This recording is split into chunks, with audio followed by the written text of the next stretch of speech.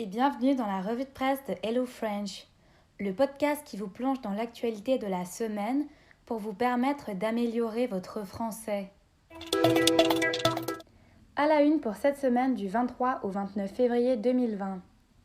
Afghanistan, un accord historique signé entre les États-Unis et les talibans. En Écosse, les protections hygiéniques désormais gratuites pour toutes les femmes. Le cinéaste Roman Polanski récompensé par 3 fois au César, des récompenses qui génèrent colère et incompréhension. Mort de l'ancien président égyptien Hosni Moubarak. Des vers trouvés dans des paquets de lait pour bébés en France. Nouvelle historique pour l'Afghanistan.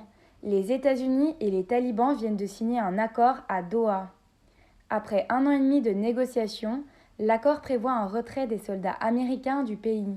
Le texte incite également à l'ouverture de négociations entre les différents mouvements présents dans le pays. Le retrait des troupes américaines va commencer immédiatement pour arriver à 8600 soldats sur les 13 000 présents actuellement d'ici 135 jours. Cette guerre de 18 années est la plus longue que les États-Unis aient menée. De leur côté, les talibans doivent respecter leurs engagements, ne pas menacer la sécurité des USA et de leurs alliés, et mener à bien les négociations à l'intérieur même du pays. Chassés du pouvoir en Afghanistan par l'Amérique après les attentats du 11 septembre 2001, les talibans sont en conflit constant contre la population afghane. Victoire pour les droits des femmes en Écosse. Les protections hygiéniques sont désormais gratuites pour toutes les femmes. Le Parlement a en effet voté une loi qui permet de donner gratuitement des tampons et des serviettes hygiéniques dans des pharmacies ou encore des centres d'accueil qui font partie du réseau de distribution. Cette opération, qui permet de lutter contre la précarité menstruelle et de prôner l'égalité des sexes, revient au coût de 29 millions d'euros au gouvernement écossais. Une cérémonie des Césars du cinéma français en demi-teinte ce vendredi. Le réalisateur Roman Polanski était nommé dans 12 catégories pour son film J'accuse. Récompensé par 3 Césars, dont celui du meilleur réalisateur, de nombreux acteurs et actrices se sont dit écœurés par ces récompenses.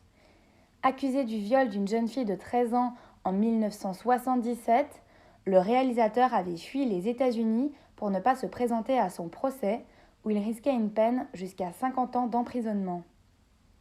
Aujourd'hui accusé de violences sexuelles par 12 femmes, Polanski est toujours considéré comme un fugitif par Interpol. Il a uniquement le droit de circuler dans 3 pays qui ne peuvent pas l'extrader: la France, la Pologne et la Suisse. Ces récompenses ont donc été vecteurs de grandes tensions et de beaucoup d'incompréhension, aussi bien dans le monde du cinéma que dans le grand public.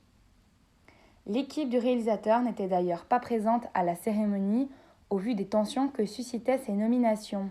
Toujours dans le monde du cinéma, cette semaine également, le producteur Harvey Weinstein a été reconnu coupable de viol et d'agression sexuelle à son procès.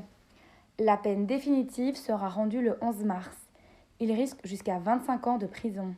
L'ex-président égyptien Hosni Moubarak est mort cette semaine à l'âge de 91 ans.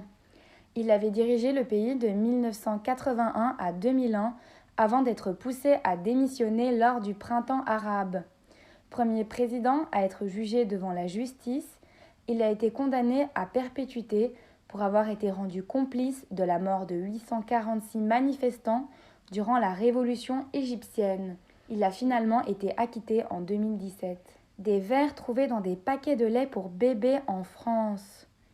Plusieurs parents ont en effet retrouvé ces insectes dans les boîtes de lait en poudre de leur enfant.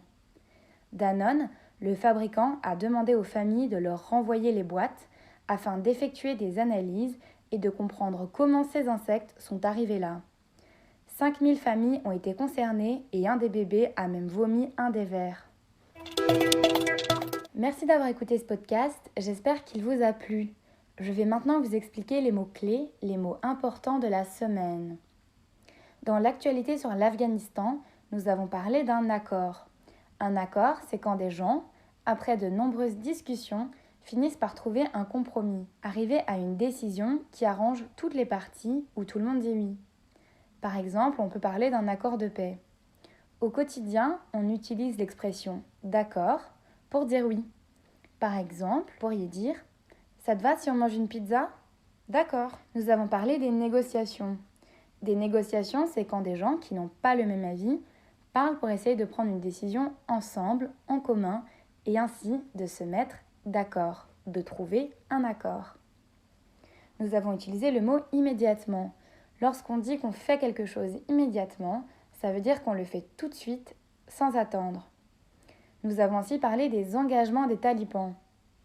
Lorsqu'on s'engage à faire quelque chose, lorsqu'on prend un engagement, on dit qu'on va faire cette chose.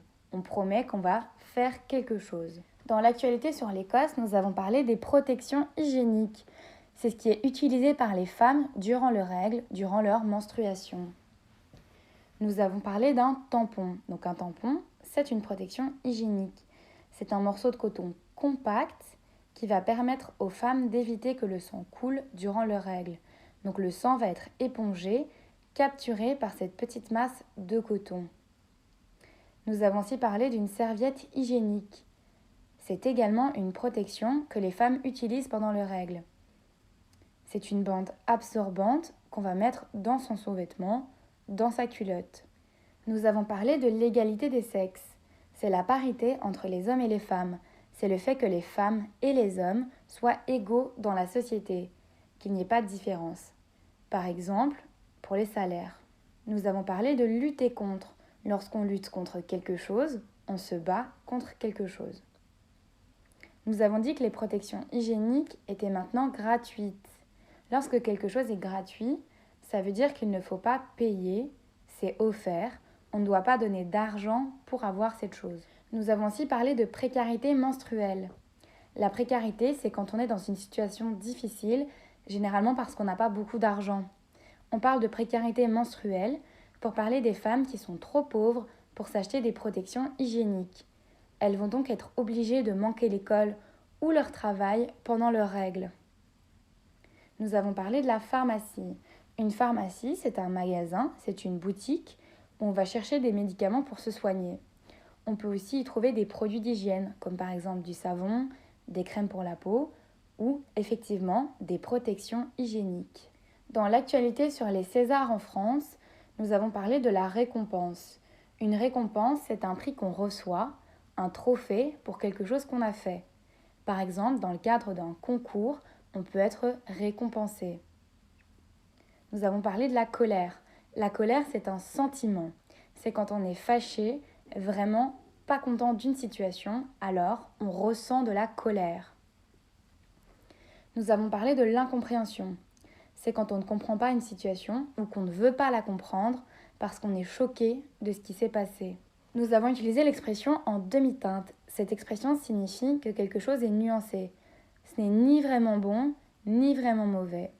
On n'est ni vraiment triste, ni vraiment joyeux non plus. Nous avons parlé du viol. Le viol, c'est quand une personne subit un rapport sexuel forcé. Donc une personne va obliger une autre à coucher avec elle contre sa volonté. Elle n'est pas consentante. Nous avons parlé des violences sexuelles. Donc un viol, c'est une violence sexuelle. Ce sont des agressions envers quelqu'un qu'on essaye de forcer à faire ou à subir des actes sexuels sans son consentement. Donc ça peut être un viol, comme je viens de l'expliquer, mais ça peut aussi être des attouchements par exemple. Nous avons parlé du fugitif en disant que Roman Polanski était un fugitif. Donc c'est quelqu'un qui s'est échappé, qui ne veut pas faire face à la justice, qui est en fuite. Nous avons parlé d'extrader quelqu'un. Lorsqu'on extrade quelqu'un, on le livre à la police d'un autre pays.